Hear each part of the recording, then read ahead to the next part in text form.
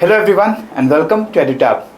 In this video, I'm going to tell you about the book list that you have to follow for the APFC examination.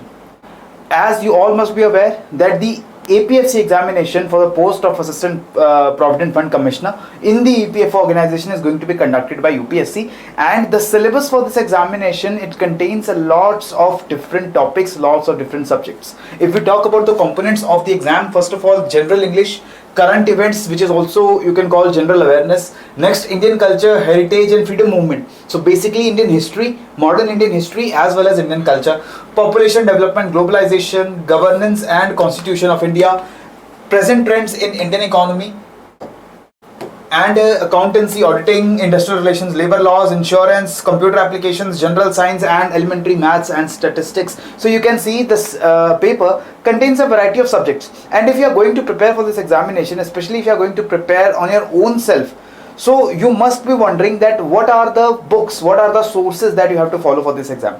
So quickly let us get on to the subject matter of this video. First of all, let us talk about general English. If I talk about general English, two books that you can follow are, first of all, the objective general English for grammar and comprehension part of the syllabus, right? So in the APFC examination, not only you get reading comprehensions, but also you have to answer questions related to the English grammar, right, and comprehension as well. If you want to improve your vocabulary for English, you can obviously refer to the Norman Lewis World Power Made Easy, or in my opinion, vocabulary is not that big a deal. If you are preparing for the examination and you have a decent understanding of the English language, you can go for this Arihant book, that is Objective General English, and you get plenty of practice questions as well in this book, as well as all the relevant materials, all the relevant topics have been discussed in this book, right? Next comes your Indian culture, heritage and freedom movement.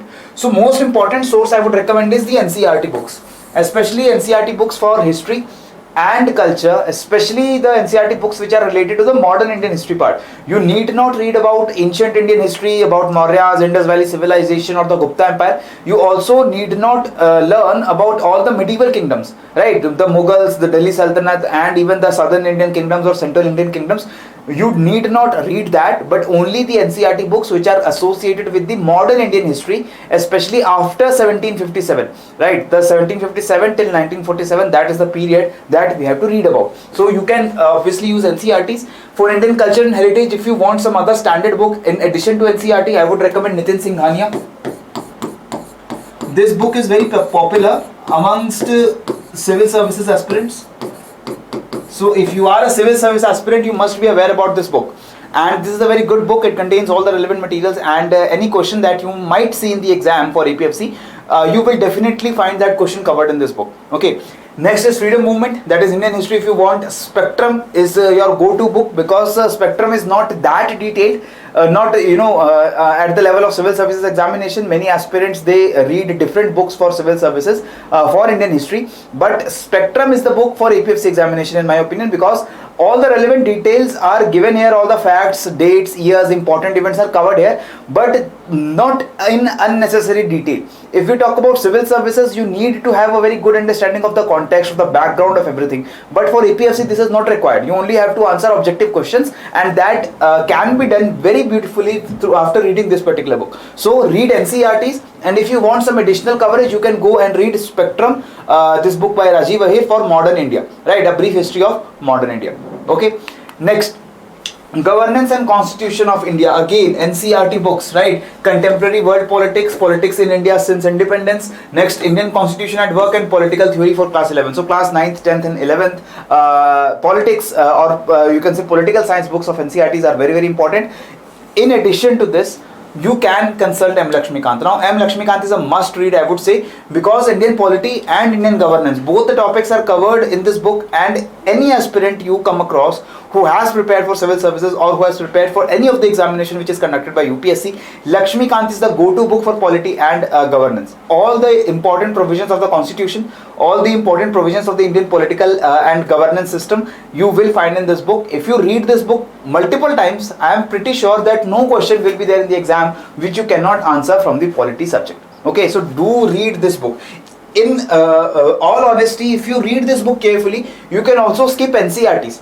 Okay, but you do not have any prior background of the political system, then you must read with must start with NCRTs, because NCRTs, they are written in a very lucid language and they make you understand the very simple concepts like what is democracy, what is right, what is duty. So these are very fundamental concepts that you can understand very easily and very quickly with NCRT books. And after that you can shift on to Lakshmi Khan, where the language which is used is not very easy, not very simple, right? Although the language is pretty understandable, but still in comparison to NCRTs, the language used is a bit technical. Okay. Next is your subject of Indian economy. Indian economy, again NCRT, they will be very helpful in formulating your basic concepts regarding economy. What is the meaning of economy? What is the meaning of production factors? What are capital factors of production? All these different terms, they are covered very neatly in the NCRT books. Okay. And in addition to this, you can read Ramesh Singh's Indian Economy. This book again contains all the important topics, but more important for the economy part, in my opinion, is the economic current affairs. Once you are very well aware about the basic topics of the economic subject, you can shift on to newspapers and shift on to daily current affairs, where you can update your economic knowledge with whatever is happening in Indian economy. Okay, so questions in the exam, they will be static questions also, there will be current affairs based questions also, but static questions, they can be very easily covered through these books, but it is also important that you cover the current affairs from newspapers or magazines, etc. Right? After that comes general science. General science, again NCRT books will be enough, more than enough. Up till class 10 you read about basic physics, chemistry and biology, and all the important things, they will be covered in NCRT books. In addition to this, you can read about the current affairs related to science and technology from online sources, like from ISRO website. You can go and read about the missions of ISRO. You can go and read about the missions or programs of Department of Biotechnology or Department of Science and Technology. So basic programs or new initiatives in the scientific sector that are being led by the Indian government, you can cover them from these web sources. And obviously, if you read current affairs regularly, you will be coming across various news items that are associated with the scientific field. You can read through that also. Okay, the static part of science, it can be covered with NCRTs. You need not go anywhere, you need not read any other extra book. Okay, then comes population development and globalization. Now here, first of all, you will have to read the NCRTs for geography, right? Basically Indian geography, you will have to be very careful about that. So fundamentals of human geography, Indian people and economy, fundamentals of physical geography, and India physical environment. These are the geography books for class 11th and class 12th. So you read these books only, class 11th and 12th for geography. All the Indian geography will be covered in this. So you will have to memorize all the different rivers, mountain ranges and all that from Indian geography. You can do that through these books, and you can also read about development and globalization from online sources. I would recommend all the human development report. You can go online, any website, you can read about those reports, and even the Press Information Bureau, the releases that are given by the government regarding any of the new development in the human development sector or globalization sector, you can cover through that. Okay, as far as the static part of development and globalization is concerned, that will be covered in the Indian economy, where I told you to read Ramesh Singh. There you will read about these subjects, and the basic concepts, the basic fundas of those subjects will be cleared in the Ramesh Singh book. Okay. After that, current events, obviously you will have to read newspapers, and in my opinion, newspapers will be more than enough. At least one newspaper you will have to follow very regularly, and in addition to that, you can use monthly magazines, right? The magazines who come with a monthly compilation of current affairs, that will be very much helpful to you. And if we talk about accounts and auditing, now NCRT books are very important here. Class 11th and 12th NCRT books for accounts. Read these chapters very carefully. These chapters will make you understand accounts in a very easy manner. Obviously, if you are new to accounts, you have not read about accounts in the school or in your graduation, you might need some mentor, you might need some guidance, because this is a very technical subject. But the source that you have to follow, in my opinion, is NCRT. You have to start with NCRT. If you want some other book also, you can use this book by S. Chand, that is Introduction to Accountancy. Not all the chapters have to be read, only a particular set of chapters you will read. I have already told you about the important topics for the accounts chapter in the previous videos. Go out and check our channel, and on our channel you will find the videos where I have given you the list of subjects or list of chapters that you have to read for accountancy. And the book that you have to consult is the S. Chand but only after you have consulted NCRTs. And if you are not satisfied with NCRTs, then you should come on to this book. But many of the aspirants I have come across and who have prepared for this exam, they have said that NCRTs, they will be enough for you to prepare accounts. Okay. After that, industrial relations and labor laws. For the theory part, for the static part, the Piali Ghosh industrial relations and labor laws, this book is sufficient. All the theory related to industrial relations and the welfare of workers, every part of the theory is covered in this book. So you need not read any other book. And as far as the labor laws are concerned, you're also required to visit the Ministry of Labor and Employment. On this website, you will find the various provisions and various labor codes and laws which are there, and you will have to read about those laws. So online you go and you check out the notes or the laws which are provided on the website of Ministry of Labor and Employment. You can also go and check out the notes of NIOS, National Institute of Open Schooling. The notes are available absolutely free of cost related to the industrial relations as well as labor laws. But my opinion would be that you read this book and you supplement your knowledge about the labor laws through the website. That is a direct source. You go to the direct source and read about that. Okay. After that, social security, here you will have to read about schemes. Basically, this is also a part of current affairs, all the important schemes related to the social security and which have been released by the Indian government. You will have to go and read about them, especially the schemes by Ministry of Social Justice and Empowerment, Ministry of Women Child Development, Health and Family Welfare, Minority Affairs, Labor and Employment, Housing, Urban Affairs. These are different ministries which come up with their own schemes, right? And these schemes might be related to welfare of workers, for example, pension and social security for workers, for women, for children like ICDS, especially also for disabled people, the people with special challenges. All these different categories of people who are vulnerable and who are in need of some kind of social security, various schemes are there for those sections, and you have to read about those schemes. These schemes are obviously dynamic in nature. Frequent changes are made in those schemes, and you will have to be aware about all those changes. So be very much sure that there is no static book that you will read for social security, but you will have to read about the schemes which are there for the social security part. Okay.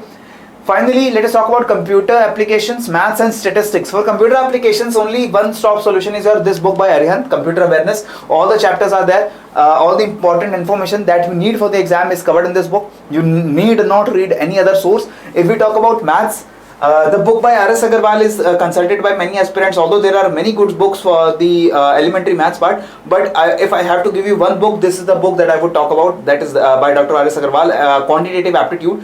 Read this book, practice the questions in this book, and that would be enough for your examination. If we talk about statistics, statistics is also a very important part of the subject of the exam. For statistics, I would recommend you class 11th Statistics for Economic NCERT.